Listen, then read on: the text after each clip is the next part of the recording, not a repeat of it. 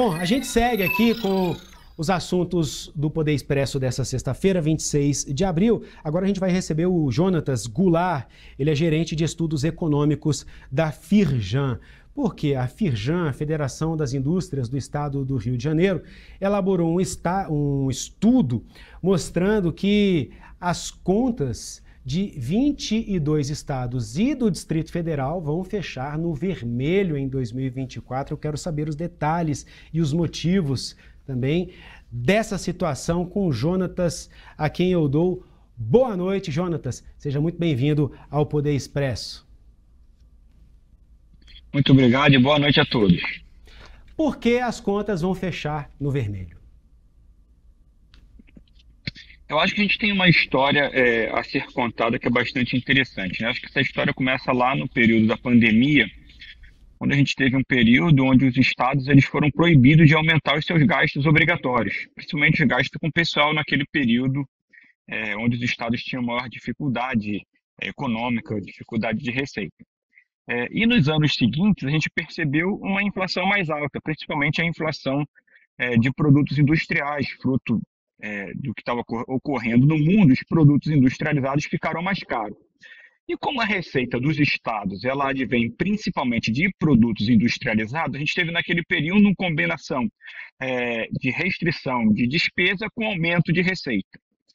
Mas só que mais tarde, em 2022, quando a gente teve uma reversão desse cenário, onde, por exemplo, a gente percebeu um aumento do preço internacional do petróleo, ou seja, a energia ficou mais cara, a gente acabou tendo um problema inflacionário, e no final daquele ano a gente teve uma medida que reduziu o preço dos combustíveis e da energia através da redução de impostos, e principalmente esses impostos estaduais, que é o ICMS. Nesse cenário, a gente também teve o fim do represamento dos gastos públicos. Então, a gente teve a combinação de queda de receita por conta daquelas medidas que ocorreram logo no início no período eleitoral, junto também com o período em que as despesas dos estados cresceram muito. E agora a gente está percebendo, está colhendo os frutos do que foi feito naquela época. De fato, a gente reduziram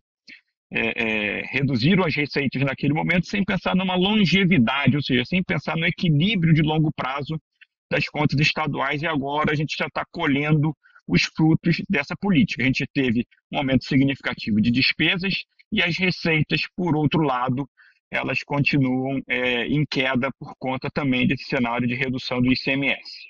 Bom, e essa situação impacta muito o Rio de Janeiro, né? Em primeiro lugar aí, quem está com as contas, se a gente for colocar aqui um ranking das contas mais avermelhadas aí, né?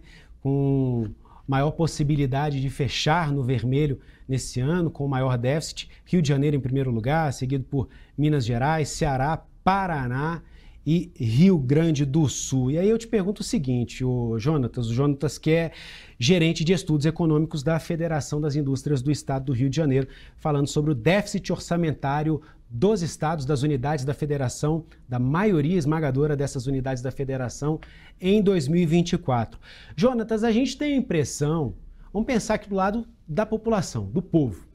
A gente acha que falar de conta no vermelho, para a gente, dentro da nossa casa, é muito óbvio. Se a conta não fechou no vermelho, você não vai pagar um aluguel, você não vai pagar uma conta, você vai ter que apertar, arrochar, né? Agora, para o Estado, a gente tem, talvez, com certeza, uma falsa impressão de que ali tem um estoque, ali, uma retaguarda de muito dinheiro guardado e que isso não vai ser sentido por nós, pelo menos num primeiro momento.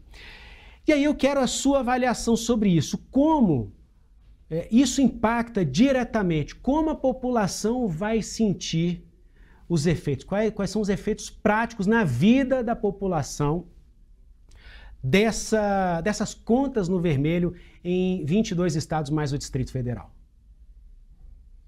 Eu acho que o primeiro efeito, o efeito imediato, a gente já tem observado isso, é a queda dos investimentos. Porque qual é a grande questão? As receitas estão caindo e as despesas, grande parte dessas despesas, elas são despesa para pagamento do funcionalismo público, tanto quem está trabalhando quanto os aposentados. Essas despesas não dão para mexer. Principalmente despesa que dá para mexer é o investimento. No estado do Rio, o investimento já está muito baixo. A gente observa, se a gente for analisar o investimento per capita, o governo do estado investe mais ou menos R$ 300 por habitante no estado do Rio, que é um nível muito baixo de investimento quando a gente olha o Brasil como um todo, para a gente ter mais ou menos uma ideia. E queda de investimento é o quê? É piora de tudo que a gente observa. A gente está falando de estradas piores, a gente está falando de uma infraestrutura para a população pior em todas as esferas. Seja investimento na polícia militar, investimento em hospitais, investimento em escolas, tudo isso sofre. Esse é o primeiro momento. Num segundo momento, a gente vai começar a sentir os outros efeitos, que é, de fato, a gente acaba tendo o risco de, em algum momento, não cumprirem todos os compromissos orçamentários e pode chegar até, em algum momento, atrasar o pagamento de funcionários. Então, acho que o primeiro passo a gente já está passando, que é a redução dos investimentos, e se a gente não observar um equilíbrio no orçamento dos estados, pode vir, em algum momento, ter, sim, em alguns estados, o não pagamento ou atraso do salário dos funcionários públicos.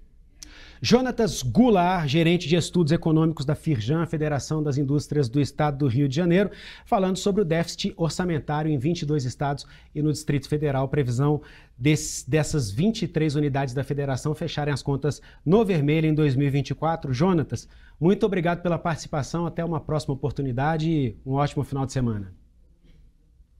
Ótimo final de semana a todos. Um abraço.